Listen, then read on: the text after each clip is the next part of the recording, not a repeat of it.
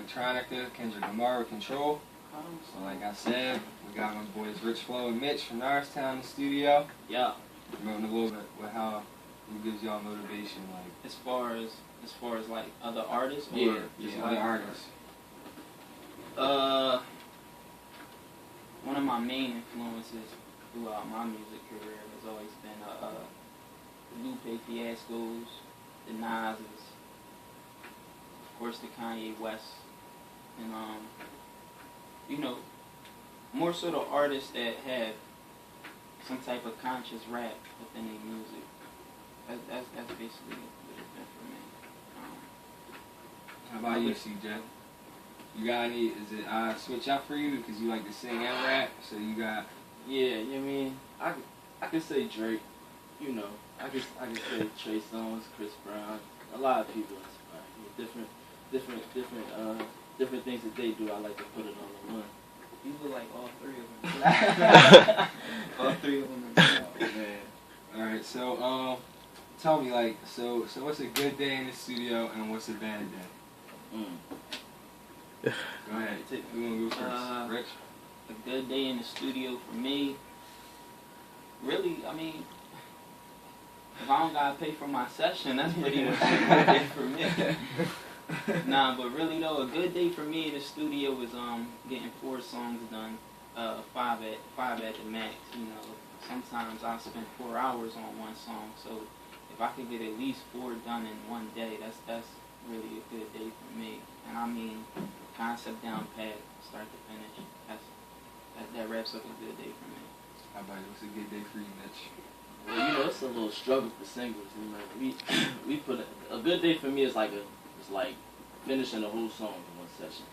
That's a good day for me. You know, getting in there, doing everything, knowing everything I'm about to do, and you know, just putting it down like that. But it's always a struggle any other time. All right, so explain to me a bad day. So everything's going wrong. You gotta keep redoing all your stuff. Like, tell me about it. Well, yeah, of course. Like I mean, see, most studios you on the clock because you know you're paying for your time. Right. So the more you mess up or the more errors that come about, you know, it becomes frustrating because you're battling against time. But I mean, I've been fortunate enough to get put in a position where I've been going to a studio, the same studio, so consistently that I cut corners. You know, I made a deal with my engineer. Shout out to Jerry Rondon, 610 Music, and basically I get a lot of leeway when I'm there. So I also go to the studio called All Bangers. Shout out to Kel's Bangers, one of my producers. So a bad day in the studio for me is just, you know, a bunch of frustration built on top of each other. That's really what wraps up a bad day for me. How about you, Mitch? For me, man, aside from what Flo was talking about, I don't really have no bad days in the studio. Unless my voice tweaking. You know, we young, so we like to party. You know how that is. It's hard for singers, you know. But yeah, besides that, I'm not too familiar with a bad day in the studio. No, I didn't see you at the studio mad.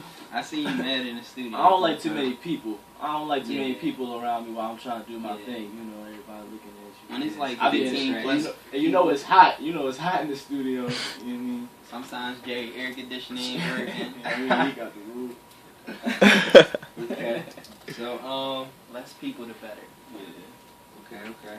So tell me a little bit about how you guys making music videos. You know, is there any other artists to look out for? You know, my man Drew Mills, a couple other people.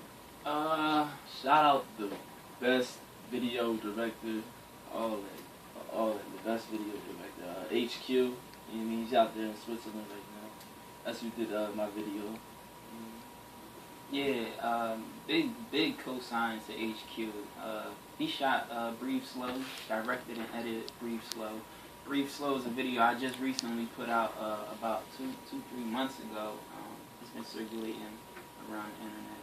He also shot Mitch Rich video. He shot a few videos that you've been seeing lately out of the 16 area. And everybody's looking forward to working with him even more once he arrives back to the States.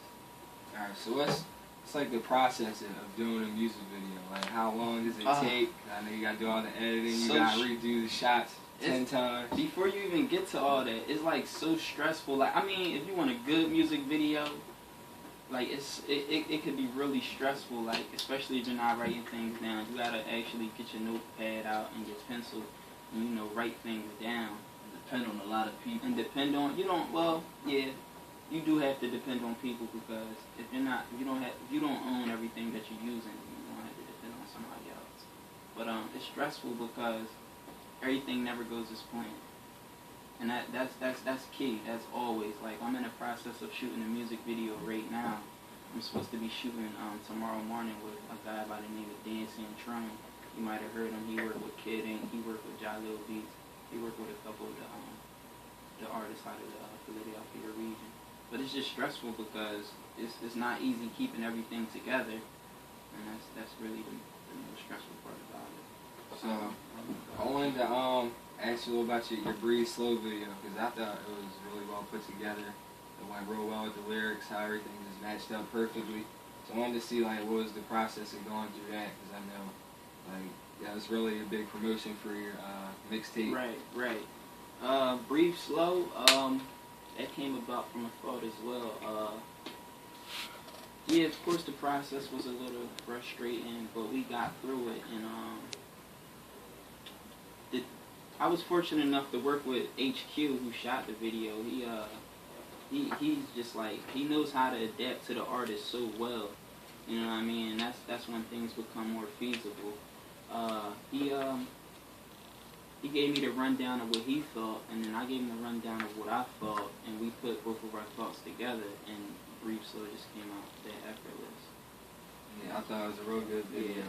Yeah. But so we're gonna play a track from Rich Flow. It's called "Talk About Love." So you want to explain a little bit about the track before I play it? Yeah, Talk About Love is really a feel-good song. Well, the instrumental behind it is very feel-good.